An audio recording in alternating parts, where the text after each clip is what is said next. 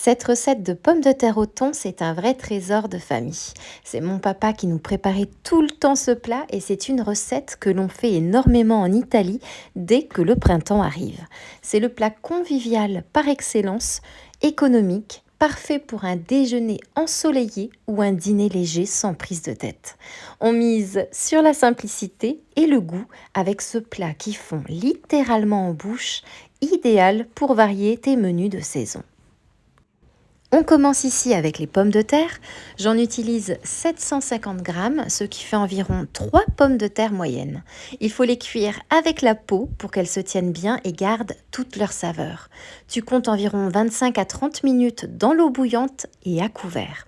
Si tu veux faire des économies d'énergie et aller encore plus vite, tu peux les cuire à la vapeur au micro-ondes avec seulement 8 minutes de cuisson.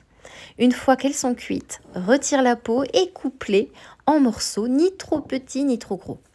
Ensuite, il te faut 200 g de thon. Ici, j'utilise mon thon à l'huile maison que j'ai bien égoutté, mais tu peux tout à fait prendre un bon thon en bocal. Le secret de cette recette, c'est de bien l'émietter avec les mains.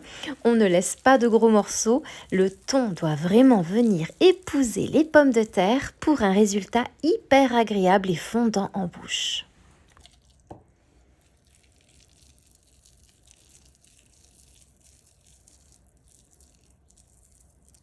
Maintenant, on ajoute le liant avec 100 g de mayonnaise au citron.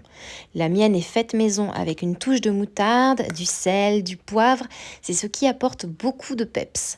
Si tu achètes ta mayonnaise, vérifie bien qu'elle contient déjà de la moutarde et du citron car c'est essentiel pour la recette. Si ce n'est pas le cas, je te conseille vraiment d'en rajouter un peu car c'est ce qui fait tout le charme de ce plat printanier, même si le mieux reste de la faire maison. On verse le tout par-dessus les pommes de terre encore un peu tièdes. Et ensuite, pour finir, j'ajoute une belle poignée de persil frais ciselé finement pour apporter de la couleur. Mais sache que c'est complètement facultatif.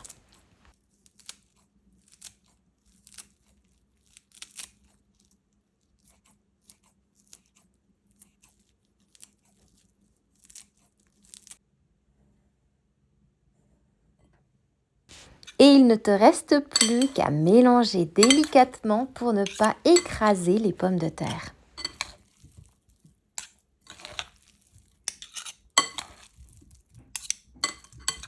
Et voilà, c'est déjà prêt. C'est une petite merveille, c'est plein de saveurs et la mayonnaise est vraiment bien dosée.